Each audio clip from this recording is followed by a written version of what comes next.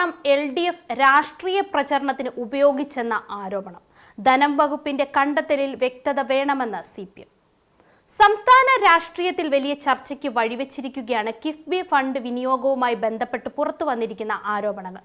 മുൻ LDF സർക്കാരിന്റെ കാലത്ത് കിഫ്ബി ഫണ്ടിൽ നിന്ന് രാഷ്ട്രീയ പ്രചരണത്തിനായി പണം ചെലവഴിച്ചുവെന്നാണ് ധനവകുപ്പിന്റെ പ്രാഥമിക പരിശോധനാ റിപ്പോർട്ടിനെ ഉദ്ധരിച്ച് പുറത്തുവരുന്ന വിവരം. ഏകദേശം 240 കോടി രൂപ ഇത്തരത്തിൽ ചെലവഴിച്ചുവെന്നാണ് ആരോപണം.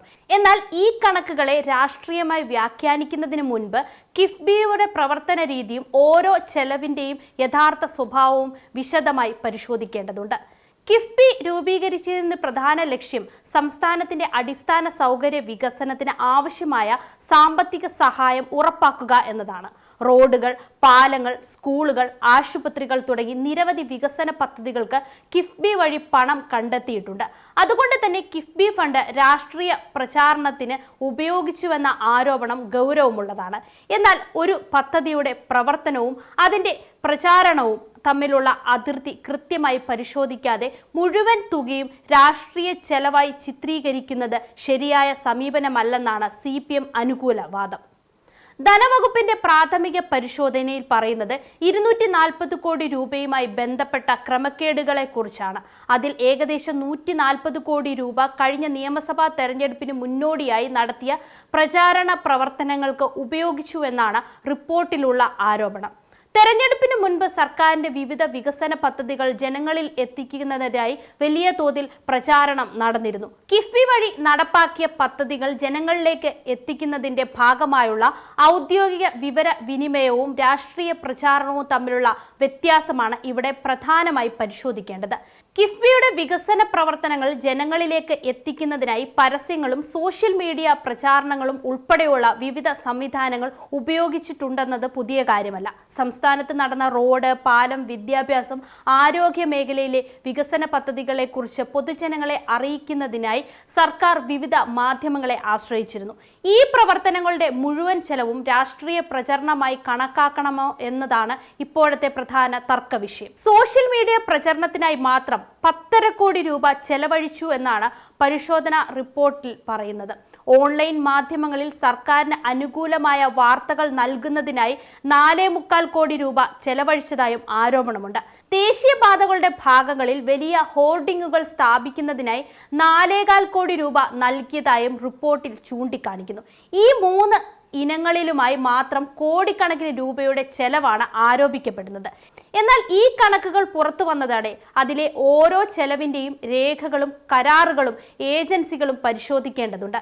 സോഷ്യൽ മീഡിയയിലെ കിഫ്ബി പദ്ധതികളുടെ പ്രചാരണം എന്ന പേരിൽ നൽകുന്ന തുക യഥാർത്ഥത്തിൽ എന്തിനാണ് ഉപയോഗിച്ചത്? ഓൺലൈൻ മാധ്യമങ്ങൾക്ക് നൽകിയ തുകയുടെ സ്വഭാവം എന്തായിരുന്നു? ഹോൾഡിങ്ങുകൾ ഏത് പദ്ധതികളുടെ വിവരങ്ങൾ ജനങ്ങളിൽ എത്തിക്കാനായിരുന്നു തുടങ്ങിയ കാര്യങ്ങൾക്ക് വ്യക്തമായ രേഖകൾ ആവശ്യമാണ്.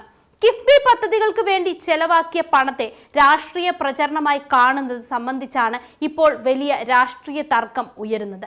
എന്നാൽ വികസന പദ്ധതികളെ കുറിച്ചുള്ള പൊതുജന ബോധവൽക്കരണവും തെരഞ്ഞെടുപ്പ് പ്രചാരണവും ഒരേ രീതിയിൽ കണക്കാക്കാൻ ആകില്ലെന്നതാണ് CPMന്റെ വാദം. കിഫ്ബി വഴി നടപ്പാക്കിയ ആയിരക്കണക്കിന് കോടി രൂപയുടെ വികസന പ്രവർത്തനങ്ങളുടെ ഭാഗമായി നടത്തിയ വിവര വിനിമയ പ്രവർത്തനങ്ങളെ മാത്രം രാഷ്ട്രീയ പ്രചരണമായി ചിത്രീകരിക്കുന്നത് യാഥാർത്ഥ്യത്തെ ഏകപക്ഷീയമായി അവതരിപ്പിക്കുന്നതാകുന്നു എന്നും പാർട്ടി നിലപാട് വ്യക്തമാക്കുന്നുണ്ട്.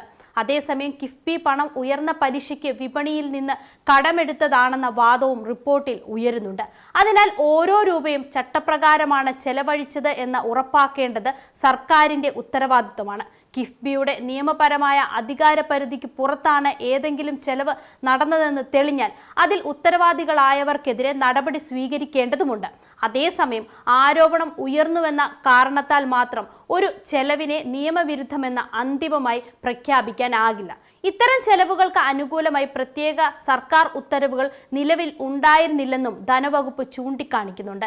എന്നാൽ ഒരു സർക്കാർ ഉത്തരവിന്റെ അഭാവം മാത്രം കൊണ്ട് ഓരോ ചെലവും ക്രമക്കേടാണെന്ന് തീരുമാനിക്കാൻ ആകില്ല. കിഫ്ബിയുടെ ചട്ടങ്ങൾ, പദ്ധതികളുടെ അംഗീകാര രേഖകൾ, ഭരണപരമായ തീരുമാനങ്ങൾ, കരാറുകൾ, പണമിടപാട് രേഖകൾ എന്നിവയെല്ലാം പരിശോധിച്ച ശേഷമാണ് അന്തിമ നിഗമനത്തിലേക്ക് എത്തേണ്ടത്.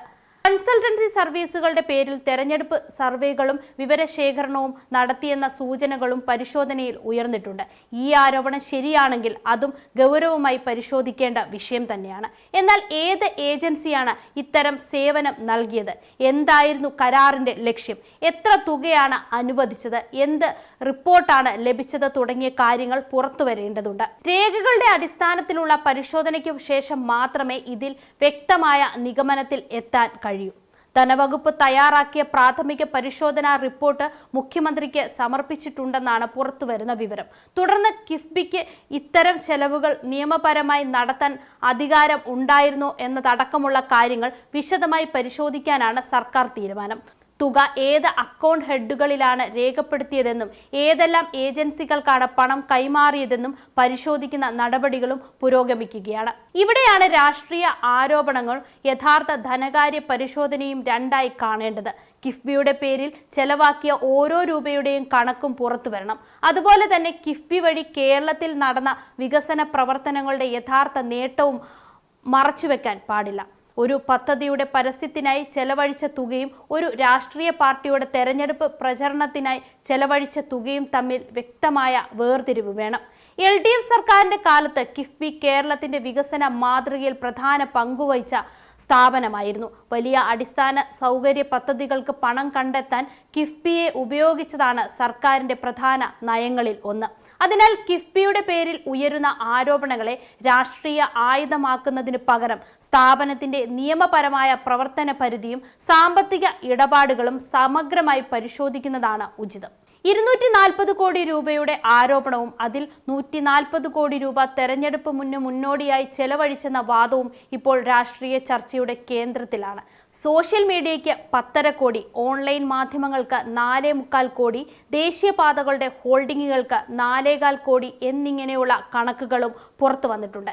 എന്നാൽ ഈ തുകകൾ യഥാർത്ഥത്തിൽ ഏത് ആവശ്യത്തിനാണ് ചെലവഴിച്ചത് എന്ന രേഖകളുടെ അടിസ്ഥാനത്തിൽ വ്യക്തമാക്കുന്നതുവരെ അന്തിമ തീരുമാനത്തിലെത്തുന്നത് ശരിയായ നടപടിയല്ല. കിഫ്ബി ഫണ്ടിന്റെ ഓരോ ഇടപാടും സുതാര്യമായി പരിശോധിക്കപ്പെടണം എന്ന കാര്യത്തിൽ തർക്കമൊന്നുമില്ല. തെറ്റായ ചെലവുണ്ടെന്ന് തെളിഞ്ഞാൽ നടപടിയും വേണം. എന്നാൽ കേരളത്തിന്റെ വികസനത്തിനായി കിഫ്ബി നടത്തിയ വലിയ ഇടപെടലുകളെ മുഴുവൻ രാഷ്ട്രീയ പ്രചരണമായി ചിത്രീകരിക്കുന്നതും ശരിയല്ല. ഇപ്പോൾ പുറത്തു വന്നിരിക്കുന്നത് പ്രാഥമിക പരിശോധനാ റിപ്പോർട്ടാണ്. അതിനാൽ ആരോപണങ്ങൾക്ക് പിന്നിലെ യഥാർത്ഥ വസ്തുതകൾ വിശദമായ അന്വേഷണത്തിലൂടെ പുറത്തു വരുന്നതാണ് നിർണായകം. രാഷ്ട്രീയ ആരോപണങ്ങൾക്കപ്പുറം കണക്കുകൾ സംസാരിക്കട്ടെ എന്നതാണ് ഇവിടെ പ്രധാനമായി ഉയരുന്ന ആവശ്യം. കിഫ്ബി പണം എവിടെ നിന്ന് വന്നു? എവിടേക്ക് പോയി? എന്തിനാണ് ചെലവഴിച്ചത്? അതിന് നിയമപരമായ അനുമതി ഉണ്ടായിരുന്നോ?